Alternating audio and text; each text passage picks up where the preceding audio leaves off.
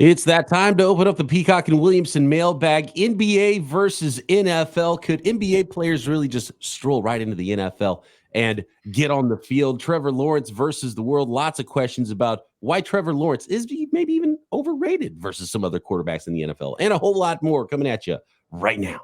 NFL analyst Brian Peacock and former NFL scout Matt Williamson bring you expert NFL analysis every day in less than 30 minutes.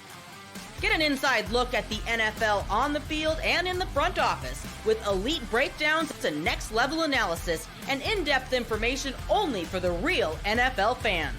This is Peacock and Williamson, and it starts now.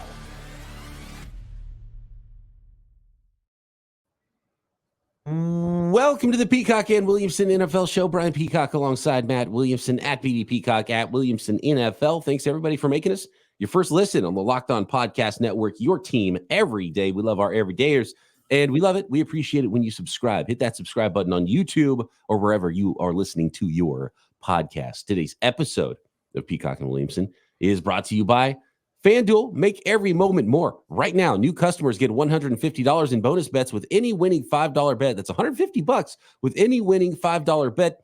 Visit FanDuel.com/lockedon to get started. Here we go. This is the topic that's making its rounds. We've been asked by multiple listeners about this subject, and I believe this came up last summer as well. It was a different player. I think it was Paul George that brought it up, and there were some different arguments about it. This is a different angle and some hubris, I think, on the part of Austin Rivers, who was on a podcast recently, who said, quote, "I can take 30 players right now in the NBA and throw them in the NFL. You cannot take 30 NFL players and put them in the NBA." Your thoughts on that comment from Austin Rivers? So it's interesting because in my personal life, I pay zero attention to the NBA. Pittsburgh didn't have a team. You know, I kind of liked Larry Bird and Magic growing up, but I mean, I didn't regularly even watch the NBA. But since basically that's in the last 20 years or so. I mean, when I was a bachelor for a year living in Akron, basically, I started paying attention to the playoffs. And I would say last week I started watching the NBA, and that's about when I start picking it up here. Is this about this time of year? So I watched 2 games last night. I watched, games the night before. That's very rare for me. And immediately I, of course, think about football. Like I know so little, like I know LeBron and the Greek Freak and those guys, but I always have to ask my buddies. I'm like, who's good on this team? And they'll be like, watch this Anthony Edwards guy. He's pretty good. I'm like, so I watch him and I'm like, I'll take him to camp. He can come to Latrobe with me for the Steelers. You know what I mean? Like, there's no doubt. Now, I'm sure the football mentality is you can't handle the rigors, the physicality, getting hit 17 games, getting blasted. And that's the thing that's really hard to comment on. But if I take the easy route and say, how many NBA players would you invite to an NFL training camp and make them projects? That number is pretty huge, and they would get weeded out quick. I don't know if the NBA would take anybody from the NFL and put them on the court, even bring them to camp. There's a few things that are at work here. Yeah. With the initial statement. It's completely false, in my opinion, in either direction. I would say the number is probably, I would put the over-under at 0.5 players that could, from one sport, play on the other sport and make a roster. Ooh. I might fight you on that. Yeah, it's 0.5. So 1 or 0 players. And the reason is because there's too much skill involved. I'm thinking they only could play receiver and corner. First off, like NBA players? Yeah. No, like I don't want you anywhere near the ball. Well, see, I don't buy that either. I don't think they could do either one of those positions. I think it's tight end only. There's one position they could play in the NFL. It's tight end. And they're not blocking anybody. If it was that easy, how come there's not more ex-NBA players, basketball players that didn't cut it that are playing in the NFL right now? Because there's always like that one guy. The 49ers signed an undrafted free agent, Mason Pline, who played a year of football after he played some college basketball. And he was undrafted, and he's not even an NBA hopeful type of athlete. We just went through this process, Matt, of scrutinizing all of these draft picks. And one of the players, Keon Coleman, played college basketball, Michigan State, right? Yeah. So there's a chance that he could go sit on the end of a bench. Well, here's the other thing. So in the NFL, can you hit? Can you be hit? Because you or I, Matt, could go be the 12th man on the NBA roster because you don't get in the game. You hold a chair down to the court. Right. So, but if you're on an NFL roster and you have to play special teams, you have to cover punts or be hit. And let's just break down what athletes there are in the NBA, because clearly they're athletic.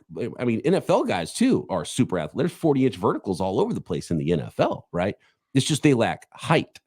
And skill. I'm sure there's some NFL guys. There's NFL guys right now today playing basketball somewhere. Oh, How many NBA players in the offseason were like, hey, let's go play a pickup football game? They don't even play in flag. Even throwing or catching a football, period. How many times have they done that in their life? Athletic as heck. Athletic as heck for sure. But yeah, just so breaking it down by height, weight, speed. Okay. You're 6'7", 185 pounds. Where does that prospect get drafted? He doesn't in the NFL. He doesn't have a position. He doesn't. He would not get drafted. You're like, okay, gain for like how many years do we have, right? Like, let's take LeBron from high school. He never plays basketball the rest of his life. I watched him in high school. It's funny you brought him up. Like then we offered him a scholarship. Yeah, so athletically, that's a future NFL tight end potentially, but he's still 6'8". So he would be an oddly shaped NFL player still, even though he's a freak of nature athlete. But you would have to train him from high school, teenage years through his early 20s to get him, through college and into the NFL to play tight end in the NFL. He's 39 currently. He's not making an NFL roster either, and he's LeBron James. So I wouldn't put him on the list. You know what I mean? Today, if we're talking, because the right now 30 guys. There's zero chance 30 guys are making an NFL roster, could play. They would get folded in half. They wouldn't make it through training camp. They can't handle getting touched barely on a basketball court. You're going to run through a brick wall on an NFL court. I think there's a huge limiting factor there for some of these guys. And I'm just trying to figure out, like, none of the 7-footers are going to play. They're not going to, they're not going to break 5-0 in the 40-yard dash. There's some athletic guys that can run a little bit. They might block a kick. I just saw a clip of CJ Stroud and Micah Parsons in Japan with sumo wrestlers. Did you see that? Right. I saw Parsons taking on a sumo. There's a better chance that you could pull a sumo wrestler out and play offensive line easier than you could find an NBA player that could play any position other than tight end. I think you're right about that. And you said that better than I did. And a lot of it's just the skill. You're like, I don't care how I was looking at it like, man, I turn the NBA on this time of year every year, and I'm like blown away by their athletic ability and the moldable clay and how well they change directions and how fluid they are and explosive and long.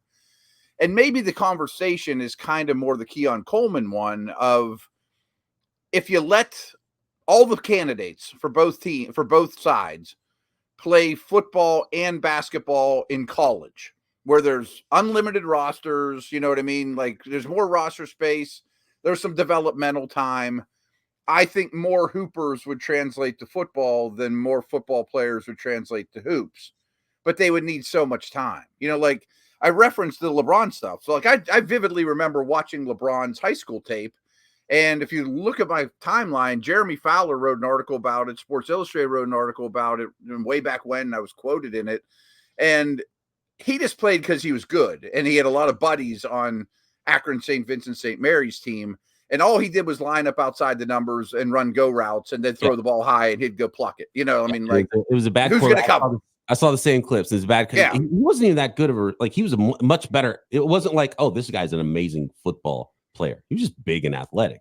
He threw the ball high and he got it. He was a much better basketball player. So, just because you're a great athlete doesn't mean you're a good football player. I don't even know if he went to practice, though, to be honest with you.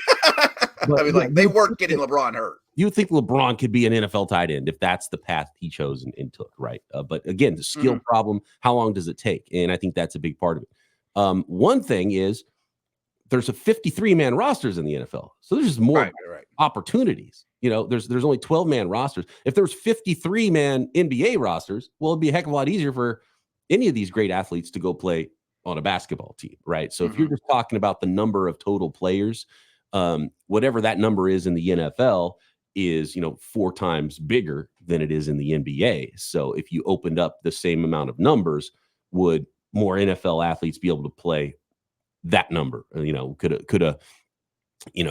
so now you're talking about a D1 style athlete, and we have seen that already, right?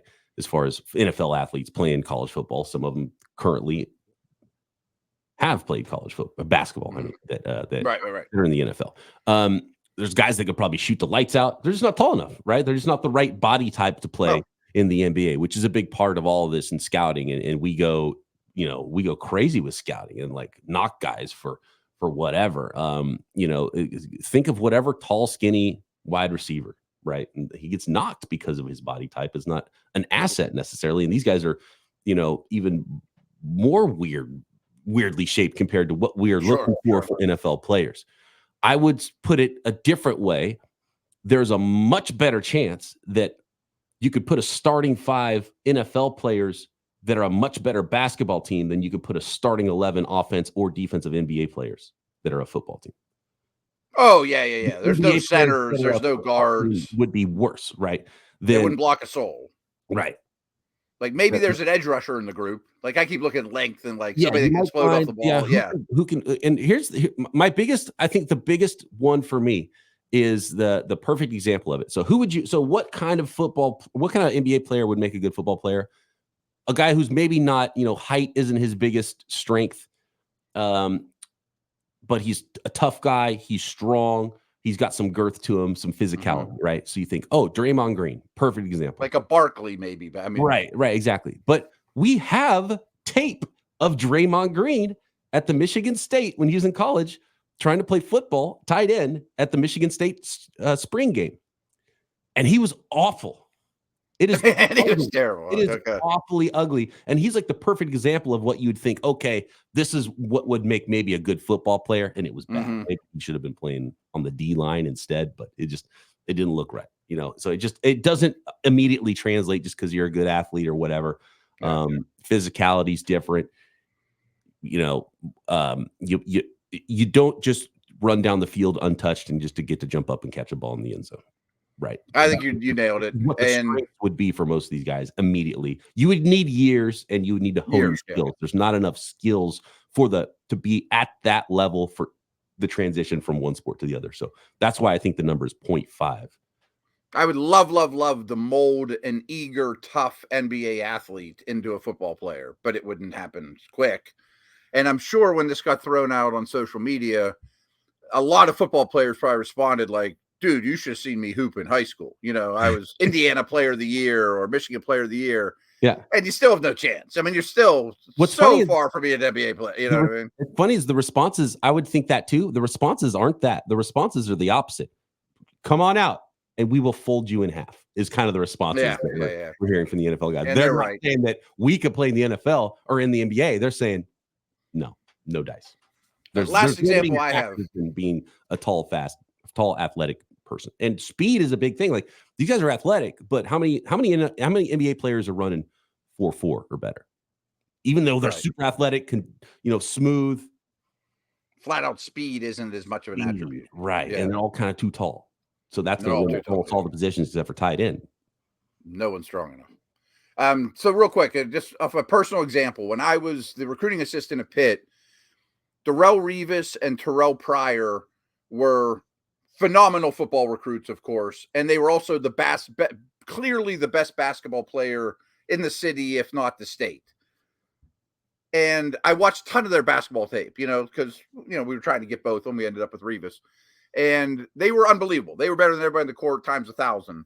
And I think they got like MAC offers. You know what I mean? Like, you know what I mean? They're not tall enough. They're not the right. And Terrell Pryor was a football recruit. He was a 5-star, and Revis was a 4-star. You know what I mean? And it's first of all, NBA players and NBA fans are absolutely insane, Matt. Yeah, they are bonkers. Like as crazy as NFL fans can be, the conversations in the NBA circles, the NBA players, and they're weird, man. They're out there, and so they I'm sure they all fully believe they can do whatever they want in the world, right? But man, they're freaks of nature. I stood next to Steph Curry, and I'm 6'4". He's my height, and he's like this. He's like a little baby man on the court, right? He's small. He's small, and that's like max height for any position other than tight end that any of these guys can play. And he's athletic, but he's not running 4.4. Right. I mean, he couldn't be an option quarterback, or there's too much skill to throw in the ball, or Right. Yeah. I was thinking receiver, but right. All these things, and So anyway, it's a silly argument, and the answer is much lower than anybody thinks. I have played a fair amount of pickup hoops with former NFL players, and I mean, this is in a back gym, and they were unbelievably good, even though they had no hoop background. Like, I was the second tallest guy on the Brown staff, so I got to guard Ben Coates, our tight end coach, and that wasn't the slightest bit competitive. Right, yeah. But this is apples to oranges. I mean, he gave 30% effort and got every rebound. You know what I mean? Next, we got a lot of questions about Trevor Lawrence in the mailbag for some reason. And when do teams realize that they drafted a bust? Next. This episode of Peacock Williamson is brought to you by FanDuel, America's #1 sportsbook. It's winner take all time in the NBA and the NHL, and FanDuel is giving you a shot to bring home a big win of your own. Right now, new customers get $150 in bonus bets with any winning $5 bet. That's $150 to bet on spreads, money lines, player props, and more. So visit FanDuel.com/lockedon. Make every playoff shot count. And of course, you can still bet on NFL football, futures, who's going to win the next Super Bowl, offensive, defensive, rookies of the year, and a whole lot more. Visit FanDuel.com/lockedon. FanDuel, America's #1 sportsbook.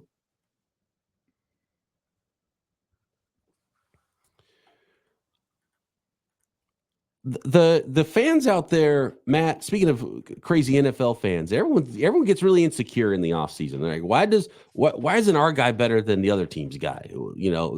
And so we're getting a lot of that right now. And I'm seeing a lot of it with the 49ers and Brock Purdy doing Locked On 49ers. We got a lot of questions about Trevor Lawrence, though. And everyone wants to point at their own quarterback and say, well, why does everyone love Trevor Lawrence when our guy's just as good?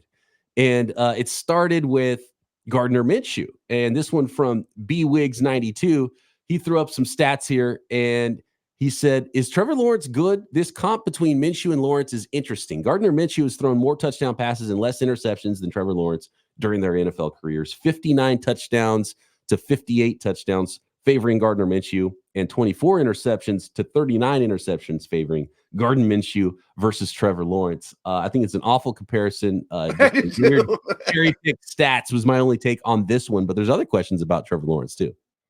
Quite a few. I mean, is he better than Baker Mayfield? And I think it's a pivotal time in Lawrence's legacy. The first year you could wash away of awful coaching, awful situation. No one would have succeeded.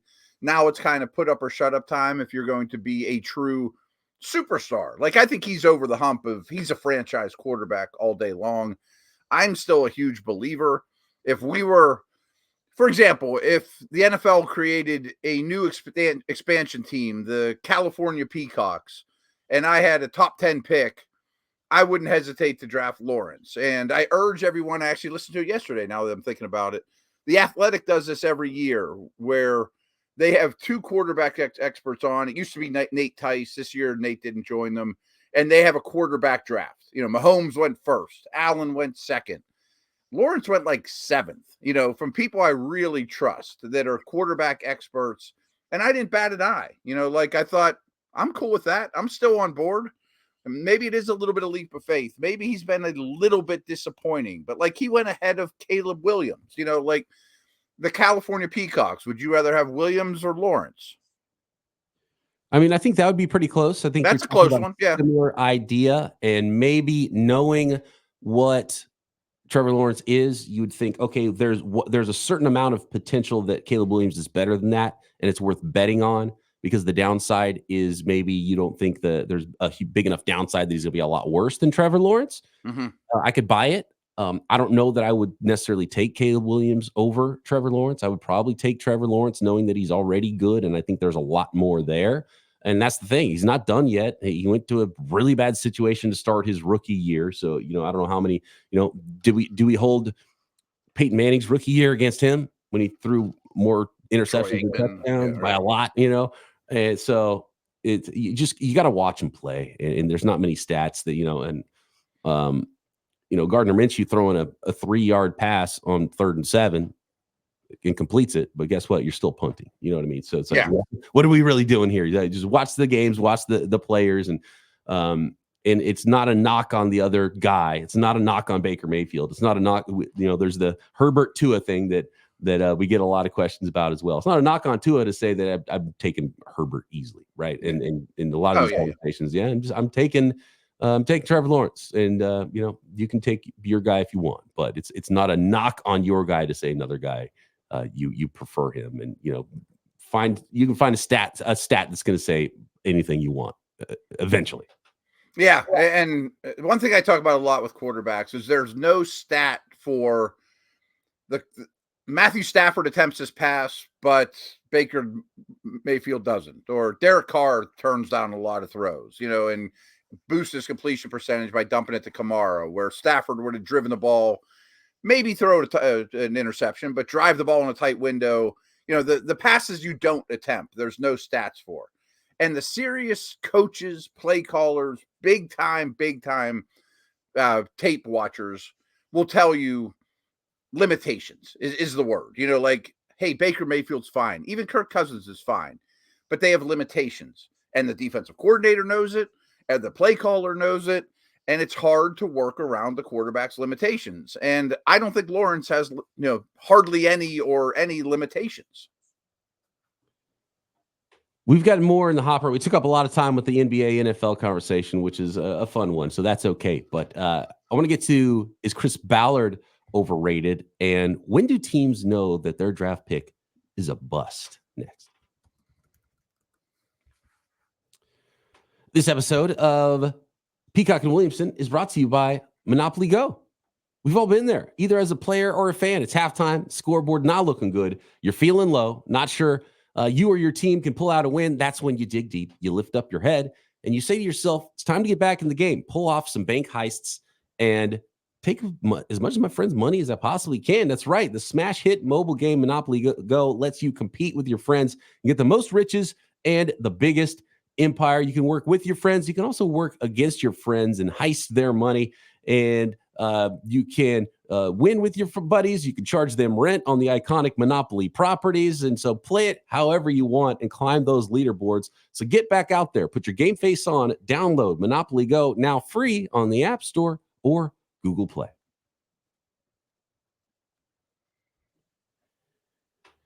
When do teams know they drafted a bust, Matt? How early is it? And I think it's probably different for everybody. I know covering the 49ers that A.J. Jenkins, who was a first-round pick late in the 2013 draft, couldn't even run a route in his first training camp. It was like falling on the ground. It's what some of the reports about. It was just instantly. It was like, well, he's not playing, and they traded him before his second season even started. For another guy who was a bust, John Baldwin, first-round receiver from the Kansas City Chiefs. They were like, Kansas City Price is the same thing, yeah. Receiver, and neither guy did anything for his second team either. So I think one of the answers is day one, immediately. You might find that out, or you might be really worried. Really worried. Where like the position coach goes to the coordinator or the head coach and be like, I don't know if I can work with this guy. I just met him. Nice to have you here. I see that he's fast or strong or whatever, and what the scouts saw in him, but he has no clue what he's doing, and he doesn't seem very capable of learning or interested.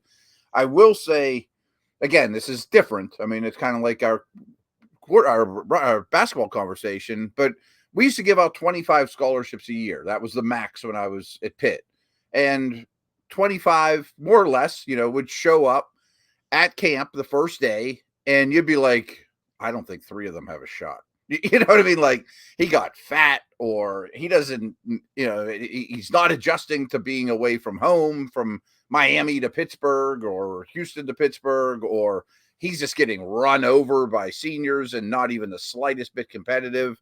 Like, every year you kind of hold tight. Like, I mean, the recruiting world, it was like, the area scouts, you basically at different areas would fight for their dude, okay, and eventually convince the head coach we're going to give him a scholarship, but they're not out of the woods until after that kid is in here for a week or so. You know what I mean? Like, you're still keeping up with them as the area scout, and how you doing? Are you in shape? It's going to be a big adjustment, because if he gets there and he looks terrible, people aren't going to vouch for you anymore. Like, I'm not taking the kid from Jersey, your area, you don't handle it well or whatever. So at that level, I think it was very obvious. I'm sure the NFL's not as obvious. I think it's easier, or it's harder to be a complete bust at some positions where you can filter guys in, rotate them in and out, multiple players play. They might not be the guy you hoped they were going to be, but they can at least get on the field and play a certain role or be a backup. But like positions like quarterback, it's like you just may never be able to play, never get on the field. And you might hope that by year 2, okay, let's see, this guy's just not going to get there mentally, or he just doesn't see the field well, or he can't hit the broadside of a barn, and and that's it. And you move on.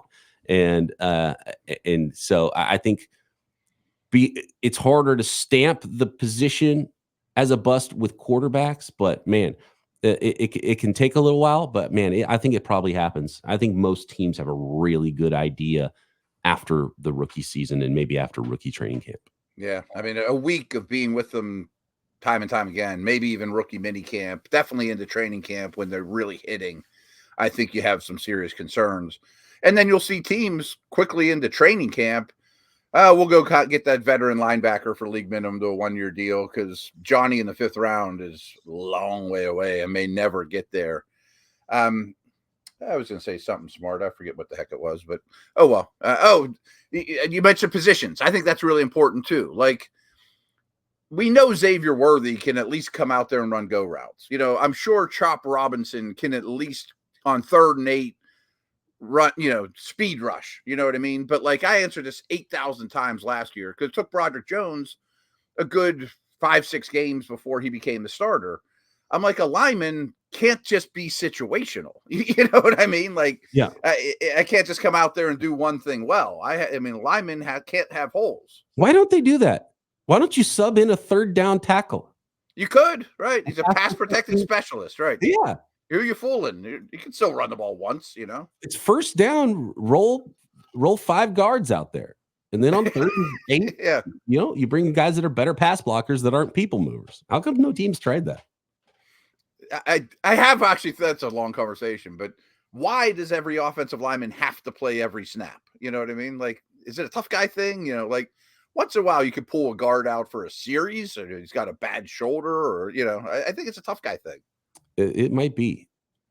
Coach wants to know, why does Chris Ballard get so much love? What has he ever done? What kind of franchise players has he drafted? This is a huge year. We talked about Trevor Lawrence. It's a huge year for Chris Ballard. If his quarterback he drafted last year in the 1st round hits, there's a lot of talent on that team, then get ready to get more Chris Ballard love. But if not, he might, freshen up his resume. I think one of the big things with Chris Ballard, he just presents himself well. When you hear him talk, he convinces you of what he's talking about. He was, a highly regarded assistant GM or whatever his role previously was, and he was just well thought of around the league and league circles. And so I think that reputation has helped him. So people speak highly of him, and he seems to run a smart organization and a smart draft room. But in the end, it's a results business. And so, and look, a crazy amount of athletes. Everyone kind of knows what his MO is. You're going to have high relative athletic scores with his drafts, but at some point you got to start winning a whole bunch of games. And I think it's going to all revolve around his, again, high athletic score quarterback. I don't know that he's overrated, and I haven't heard a ton of people singing his praises that he's one of the best GMs we've ever seen or anything of that light. But I do think there's a couple things that are noteworthy, and you hit them pretty hard. Is if Richardson's great, he's going to be great. If Richardson stinks, he's going to be fired. I mean, obviously that's you're tied to him. You're married to the quarterback now. When you take one that high, that's the case. I do think that organization is reluctant to spend on the open market. So we have to judge him just through drafts as opposed to drafts and free agency compared to some other teams. And his owner is maybe admittedly, but obviously a little off his rocker, and so was his dad. So every organization's different and every GM's challenges are different, but that's the cards he was dealt. Was he has to deal with that owner and not spend a lot in free agency. I also think another trend, as you mentioned, is, all length and RAS and athletes, and that means they need to be developed, and that's not an out for him. But then when you take all these raw athletes and give them to a coaching staff, now you kind of deflect some blame and be like, well, I drafted good athletes, they just never developed them. And developing players is much harder now on the CBA than it was 10, 20 years ago. And then my last trend with him, though, is a lot of day 2 picks. Like, there's a lot of second rounders on that roster, but there's not a lot of studs, Last one here from Josh. And obviously it's a new era of football when it comes to running backs versus what, you and I grew up with. The question from Josh is, how many every down workhorse running backs are even left? Less than 5? I think it is less than 5, actually, because I've been thinking about this, and I think some guys have, like aged out or dropped off the list, because you had Derrick Henry, who, by the way, was the number 2. Yeah. He was still the number 2 rusher last year, but now he's on a new team. Will he still be that workhorse guy? Is his time now over? Has he dropped off the list? You have players like Nick Chubb, who got injured. Is that the factor that's going to knock him off the list? Is he now going to be just a bigger chunk of a committee running back going forward rather than a true workhorse running back? Christian McCaffrey led the league in touches and yards, and he's clearly one right now. He's turning 28. That's where the precipitous drop starts to happen, and we're getting fewer and fewer new ones to replace the old ones in the NFL. And even Bijan Robinson was a committee guy as a rookie. Will that change with the new regime in Atlanta? So I'm going to nitpick the question a little bit, because every down running back and workhorse running back are 2 different categories to me. Like, McCaffrey's an every down running back, Breece Hall, Bijan Robinson, Kamara a couple years ago, where I think workhorse running backs are Henry, Chubb.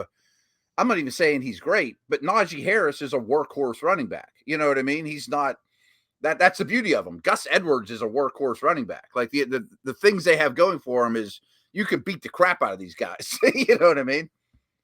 So for answering the question, he put it, they have to be both, because he says how many every down workhorse running backs are left. So you have to be not only a workhorse, but an every down back, which makes it a smaller number by a lot. Yeah. Yeah. I mean, I think that's like McCaffrey, Breece Hall, Bijan, like they're going to be the top 3 that go in every fantasy draft. I mean, the guys that are on the field for all situations and a high percentage of snaps. Saquon Barkley. Yeah. Is there. Eckler was just a year or so ago. You know what I mean? There's guys like that. Yeah. Kamara not long ago,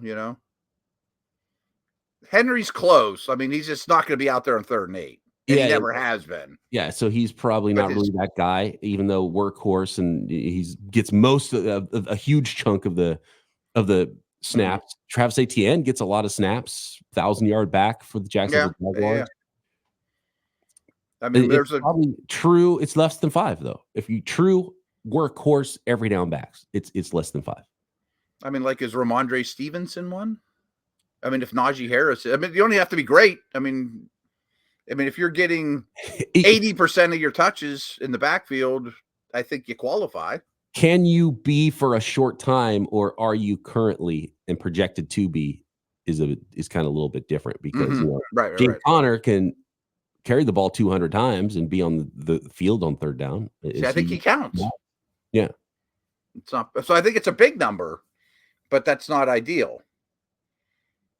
I think that number is going to change this year, because they just drafted a 2nd-round running back, right? The Cardinals. Right. So I think that's the 2022 version of Connor or Najee, or guys that can take. I mean, they're going to get hurt. Everybody gets hurt, but when they're right, they're demanding 75% of the snaps or touches from their position. I think that counts.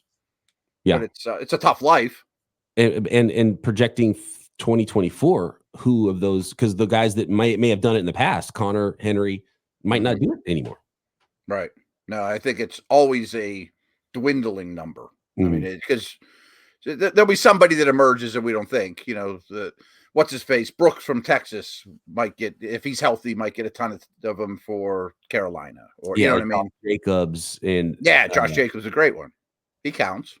Yeah, I mean He carried the ball 233 times last year. Only had 805 yards. He's at 3.5 yards per carry. He's like, I don't think you necessarily want even the guys who can do it to do it. Is kind of the point. 100%. Yeah. 100%. Yeah. And do you think Christian McCaffrey is going to play another 20 games this year and lead the league in touches? Is like how many times can he do that in a row? Exactly. I mean, that's almost two different conversations. But when everybody's healthy, if you're massively demanding the touches and snaps, I think there's maybe 15 of them. And that doesn't mean they're great players. We're going a little too long today, so we got to get out here. Appreciate all the questions. Try to get as many as possible. Matt and I get a little long-winded, so sometimes it's hard to hit too many questions, but keep those questions coming for next week's mailbag at BD Peacock, at Williamson NFL. Drop a question in the YouTube comments. Make sure you're subscribed up there and everywhere you get your podcast. Matt and I back tomorrow right here, Peacock and Williamson.